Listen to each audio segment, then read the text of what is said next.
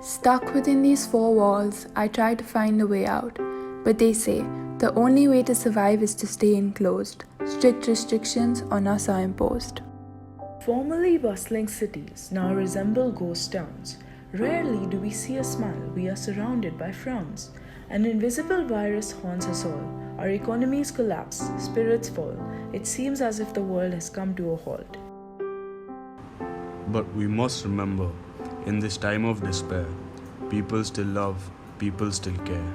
Volunteering to help those in need, donating to NGOs so daily wage workers they can feed. Research shows that positive social experiences ripple down to the vagus nerve. As oxytocin is released, feelings of happiness in these people are restored. 78% volunteers reported feeling less stressed, linking that to the practice of acts of selflessness, redirecting their focus to problems they can actually solve, and feelings of tension and fear within them dissolve. What we must understand as we try to cope with the situation are the psychological scars that are being left behind. Our diligent healthcare workers deserve more than applause or a standing ovation. Their physical and mental health might suffer later, them being our only salvation. Quarantine is leading to PTSD symptoms, anger, and confusion. Long-lasting will effects be of this collective voluntary seclusion. Isolation and loneliness are decreasing our mortality, while stress and anxiety disastrously impact our immunity. We adopt self-survival mechanisms and engage in protective behaviors, hoarding resources, panic buying, but if we're dreaming of equality, doesn't that make us total failures? A future of anxiety and depression begins crossing minds. Fear of contamination, panic, and helplessness controlling all of mankind. An uncertainty about what's ahead of us, existential angst shimmers. The poor man slouches over his newspaper as the lights get dimmer. Vigilant hand washing and avoiding crowds are long-term behavioral changes we might face. Development of generalized anxiety disorders will be an obstacle for the human race. Agoraphobia, misphobia, and OCD may affect those who are isolated alone. It might also be fueling racism, all caused by a virus long ago. We have to fight now, or learned helplessness will push us into depression. Let's start by performing small tasks. Let's practice self-compassion. Humans evolved to develop a negativity bias, causing us to excessively focus on and react to bad news. But we can start reinforcing positive experiences instead. It's up to us to choose.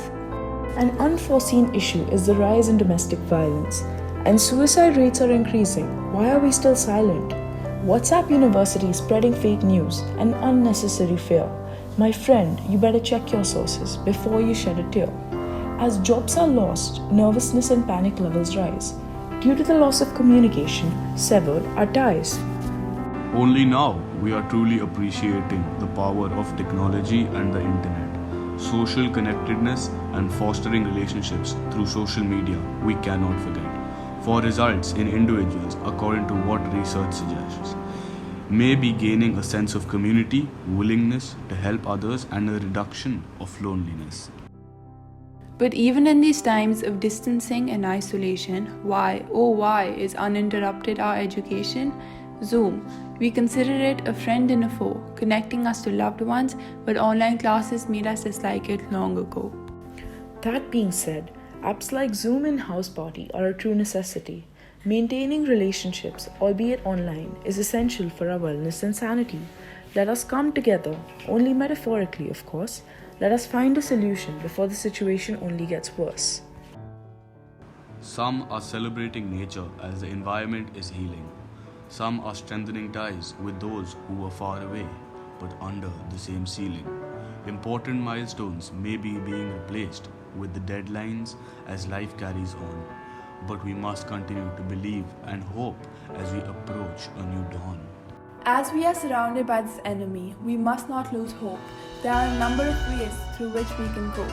Regular sleep, healthy eating, yoga and meditation is what we must practice. Find something new to do. Baking, painting, music and writing will distract us. We must stand together in the face of adversity. We will win, be cured, each nation, each city. But as I am still stuck within these four walls, trying to find a way out, I'm grateful for all that I have, all that I've learned, and for the restoration of our beautiful world as we knew it. I yearn.